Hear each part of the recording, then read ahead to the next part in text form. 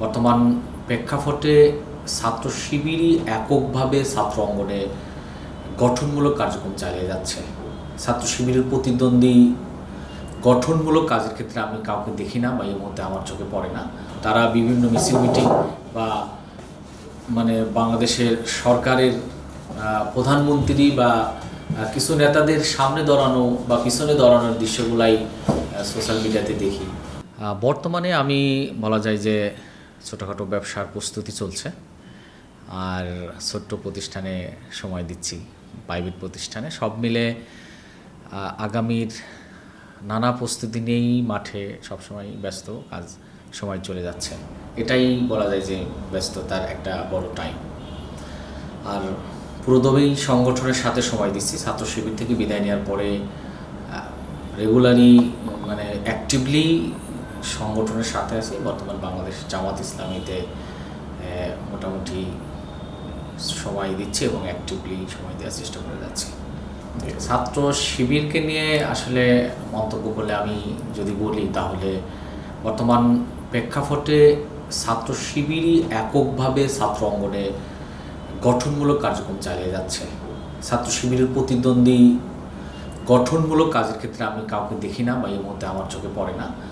অন্যান্য ছাত্র সংগঠন, ধরেন ছাত্র দল বা ইসলামিক ধরনের যে সকল ছাত্র সংগঠনগুলো আছে, তাদের কার্যক্রমগুলো যদি দেখা যায় বা পর্যালোচনা করা যায়, গঠনমূলক কোনো কার্যক্রমে আমি খুব বেশি অন্যান্য ছাত্র সংগঠনকে দেখি না যেভাবে ছাত্র শিবির কাজ করে যাচ্ছে। ছাত্র শিবির ছাত্রদেরকে নিয়ে ছাত্র বান্ধব যত ধরনের কর্মসূচি পালন করে, অন্যান্য ছাত্র সংগঠনগুলা বিশেষ করে বড় সংগঠন হিসেবে ছাত্র শিবিরের পাশাপাশি ছাত্রদল যেমন বড় সংগঠন, তাদের কার্যক্রম আসলে ওই রকম উল্লেখযোগ্য চোখে পড়ে না।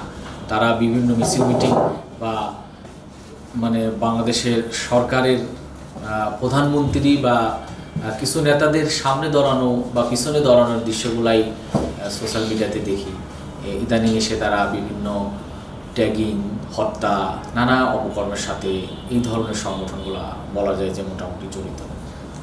ছাত্র শিবিরের দায়িত্বশীলেরা পৃথিবীর বিভিন্ন ইসলামিক এবং বিভিন্ন কনফারেন্সমূলক বা গঠনমূলক বিভিন্ন কার্যক্রমে রেগুলার তারা দাওয়াত পেয়ে থাকেন।